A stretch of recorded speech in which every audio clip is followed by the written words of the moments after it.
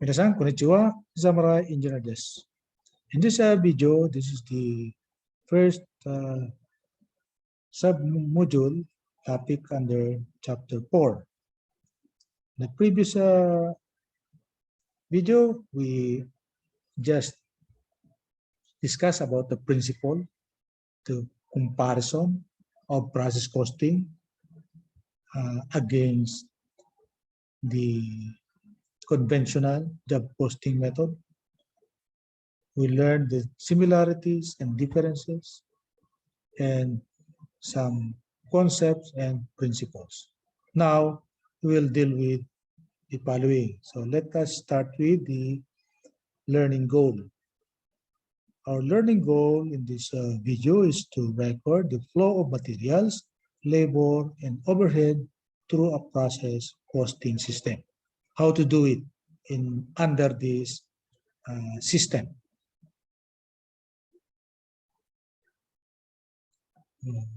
We have flow of materials, labor, and overhead cost.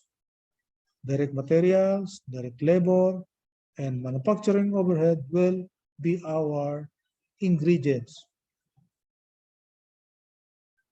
as we work on our product, during working of our product, that is work in process. So direct materials, direct labor, material overhead, work in process are transaction name or account names. They are account names, as well as finished goods and cost of goods sold. After work in process, after some operation, the product will be finished. So finished goods. And after finishing this good, you can calculate how much would be our capital in doing that particular product. And that is what our cost of goods sold. Okay. Flow of materials, labor, and overhead cost continued. Direct materials, direct labor, overhead. These are the job. Operationally, there are jobs being done. There are activities being done. So we are what actually processing. Okay. Costs are traced and applied to individual jobs in job order cost system. So the only difference is this one. In the process costing, that is the process cost. Now that is jobs. Okay. Now, take a look. We will go back to the previous slide. Work in process, because we are in process costing. So that is work in process. Now it is job. So while we are doing the activity, using the materials, using the labor, using the overhead, we are doing the operation. We are operating. We are operating on the materials. We are using our labor. We are processing. But we can describe the same thing, the same event in two different ways. We can describe it from the perspective of process and from the perspective of job.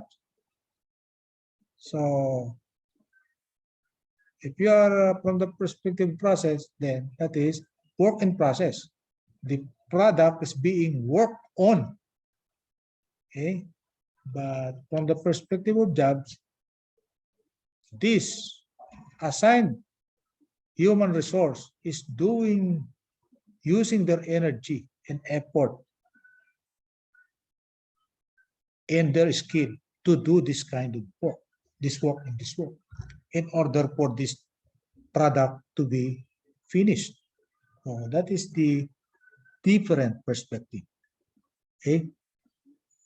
But they will get the same result. The result is the finished product. Okay. So two perspectives, okay. Literally the same box. The only difference. But they will use the same input. They will use the same output. The same input. Inputs are direct material, direct labor, overhead. Same input. Output, the same, finished good. But the processing machine is different. One is jobs and the other is process or work in process. So costs are traced and applied to departments if we are using processing department rather than jobs. Okay.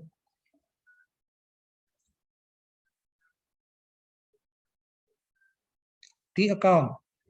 What is T account? That is the equivalent of ledger. So the title of T accounts are supposed to be the account names. And journal entry, you already know how to record in journal entry, all of the transaction. So views of process cost flow. How to view it. For purposes of this example, assume there are two processing departments, A and B. We will use T accounts and journal entries. So this is what? T accounts. For raw material, this is another T account. For work in process, another T account. For work in process for other departments. Okay. What we are doing here is because we are assigning. So there are account names for different departments, although they are the same work in process. But this is for department A, department B, because we are what? Distributing the cost to each and every department, not jobs. This is what? T accounts for processing method, process costing method. Okay. So how about journal entry?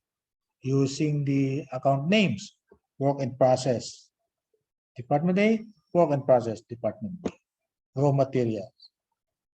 Okay, so take a look, debit portion and credit portion.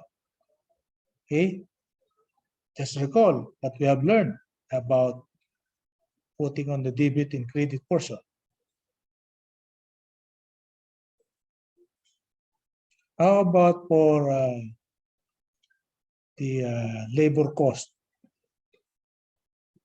Okay, first, material, labor, and overhead. So first, let us talk about labor cost. Salaries and wages payable, that is direct labor. Okay, so there are corresponding labor participation in Department A and corresponding labor participation in Department B. For example, even if I am one of the labor workforce, I will do some jobs under what? Bicycle product, and also afterwards I will be assigned to do the jobs for motorcycle. So there are two different departments, but one labor workforce have to assign how many hours did I use for bicycle and for motorcycle. So that amount would be costed would be recorded on different departments. Okay. So for a journal, labor. What is labor? Salaries and wages payable. That is quantifiable amount of labor, salaries and wages. Okay. So for Department A and Department B. So this is for direct labor. So work in process. How about for, so we have what? Three. Direct material, direct labor, and overhead cost. So now we have overhead cost. Manufacturing overhead, T account. Actual overhead, overhead applied to work in process. Okay. We have an actual overhead, but we have an applied overhead to work in process, applied overhead to Department A, applied overhead to department B.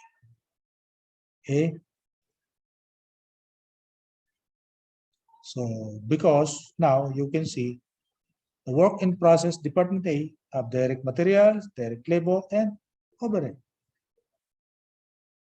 Okay, so different accounting records for each department. So what is the flow? So you will have a difficulty experiencing the value and the understanding of the concept if you don't have the actual practice in financial accounting. That's why I would like you to repeatedly review our financial accounting lectures. We have a channel for that. So look it up on our channel. We have a playlist for that financial accounting. So please look it up so that you can understand very well this topic. Okay. Journal entry. So partially completed units transferred in P accounts because the production line is continuous. We cannot stop recording just because the production is still there. Production is going on. Our recording is going on. Therefore, we can use partial completed units. As the units are completed, we can record it. Okay, as soon as there are units completed. So therefore, work in process transferred to department B. Okay, for example, assembly parts is department A. Department B is bicycle. Assembly parts for bicycle. Then assembly parts for motorcycle. Okay, so it would be transferred to different departments because the same assembly could be used in different departments. For example, the handle, the rubber portion or the plastic portion of the handle could be used similarly in bicycle and motorcycle. It is possible. Okay? There are several things. There are several parts that could be used similarly. Or although there are other parts that are not the same between bicycle and motorcycle. So let us look at how we partially transfer from department A to department B. Look, from department A, credit, because that is the origin. Going to department B, that is debit. Take a look. Listen, understand this. The source department is A, credit. Okay. Beneficiary department, B, debit. That is very important. Don't mix it up.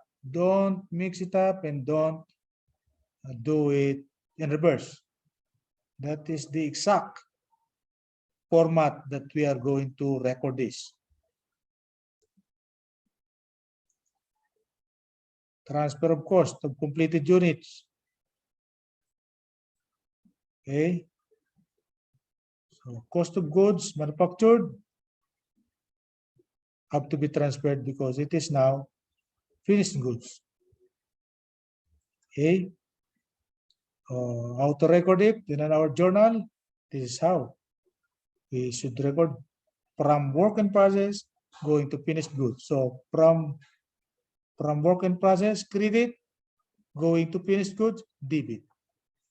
Always like that. Always like that. To and from. Okay.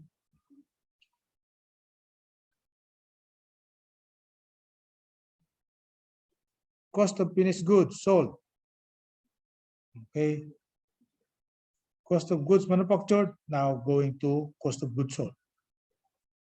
Okay, so that is our cost flow from raw material, labor, overhead, going into work in process, going to finished goods, going to cost of goods sold. Okay, that is the cost flow. So how to record the cost of goods sold? From finished goods, that is the origin going into the beneficiary, that is cost of goods. From and to. From credit to debit. Again, equivalent units of production. Equivalent units are the product of the number of partially completed units and percentage of completion of those units. There are several percentages, but we have to do the recording. However it might be, we need to calculate equivalent units because the department usually has some partially completed units in its beginning and ending inventory.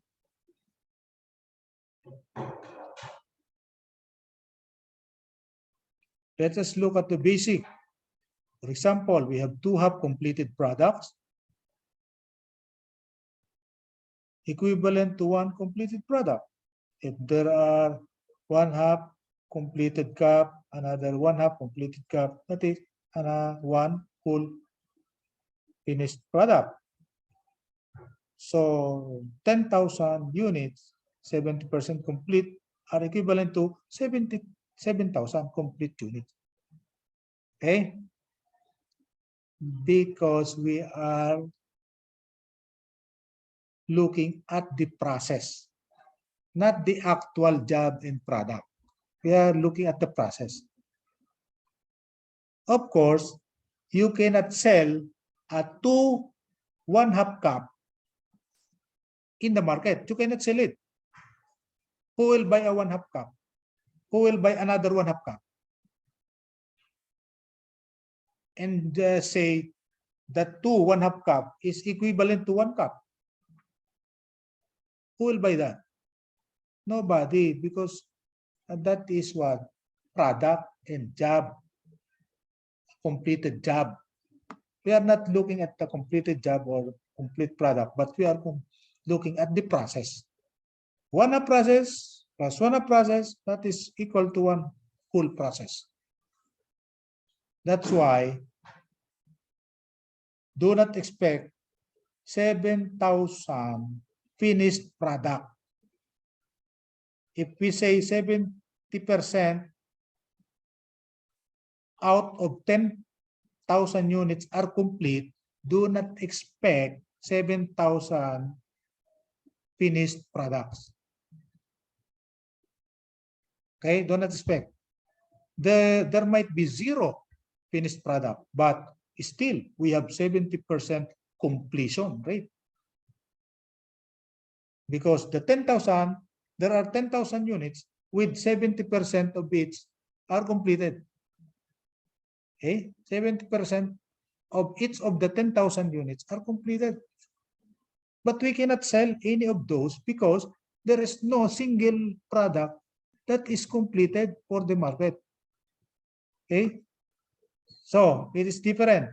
It's different. The process costing method is different, because we cannot expect 70% complete as equal to 7,000 complete or finished goods. That is different. That is a different thing. But because we are looking at the process, this 70% has what? Has an important implication. Our materials, labors, overhead are already what? Distributed 70% of it. Okay? So let us check our understanding. As an example, for the current period, Jones started 15,000 units and completed 10,000 units, leaving 5,000 units in process that are 30% complete. The 5,000 which is still in process, are 30% complete. How many equivalent units of production did Jones have for the period? What is the 30% of 5,000? That is what? 1,500. So completed is 1,500 plus 10,000, that is 11,500. So the answer would be 11,500. Equivalent units. Equivalent, the word equivalent, meaning do not expect 11,500 finished product. Okay, equivalent of 11,500 are finished. Equivalent only. Okay, not actual. Okay, equivalent units can be calculated in two ways. First, in first out method, or the FIFO method, covered in the other modules. It is also covered in our financial accounting. So please look it up in our financial accounting channel. There is a module lecture about FIFO method. And the other method is the weighted average method. This method will be covered in the main portion of this chapter. So this is the first time we'll do this weighted average method. But actually, this is just a mathematical method of how to compute your grades. General weighted average is the same with this method. So you already have what? The idea how to do it, because you are already what? Third year college. You know how to compute your general weighted average of your grades. That is the same thing in computing weighted average method. Okay, and that is the last slide for this module. Thank you, and put on your question in our comment box below. Again, this is Dr. EYPEI, Preaching Engineering for Nation Building.